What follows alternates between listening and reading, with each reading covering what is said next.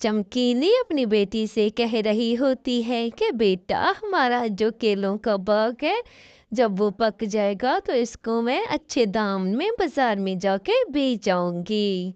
चमकीली चमकीली पीनू से कहती है कि बेटा पीनू, अब मैं तुम्हारी शादी कर रही हूँ। पीनू बहुत उदास होके नदी में नहाने के लिए चली जाती है। नदी से नहा के वो वापस घर आ रही होती है तो रास्ते में उसको कालू चाचा मिल जाता है। कालू चाचा कहता है, पीनू बेटी, इतनी उदास किस लिए हो? अब तो तुम्हारे घर में रिश्ता देखने के लिए आ रहे हैं लोग। हाँ चाचा, मुझे पता है, मैं उदास नहीं हूँ। मैं नदी किनारे नहाने गई थी, फिर घर वापस जा रही हूँ। रास्ते में कालू के बाग से गुड्डू को देख लेती है पीनू। पीनू गुड्डू को कहती है, गुड्डू, अब ये हमारी आखिरी मुलाकात है। इसके बाद मैं तुमसे नहीं मिला करूँगी, क्योंकि मेरी हुई घर में मेरे रिश्ते के लिए लोग आए हुए हैं और मेरी हुई अम्मी कहीं और रिश्ता मेरा तय कर रही है। इसी तरह गुड्डू भी बहुत उदास हो जाता है।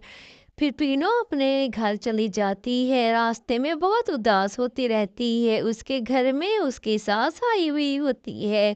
पीनू जब घर पहुंचती है तो उसकी माँ कहती है, पीनू बेटा, ये है तुम्हारी सास। इसको आज से तुमने माँ बुलाना है, जैसे मुझे माँ बुलाती हो। पीनू चुप करके ये सारी बातें सुनती रहती है। उसके साथ घर चली जाती है। रास्ते में बहुत ही दिल में खुश होती है कि मेरी बहू तो बहुत ही अच्छी थी, ये तो बहुत ही अच्छी है। चमकीली अपनी बेटी को कहती है कि बेटा, हर किसी की शादी होती है, मेरी भी इसी तरह शादी हुई थी तुम्हारे पापा के साथ। देखो मैं आज कितनी खुश हूँ, कितने अच्छे से घर संभाल सकती हूँ, तुम भी ये सब कुछ कर लोगी। नहीं मम्मा, मैं तो अभी बहुत छोटी हूँ। यूं ही शाम हो जाती है और पीनू सो जाती है। अगली सुबह हो जाती है तो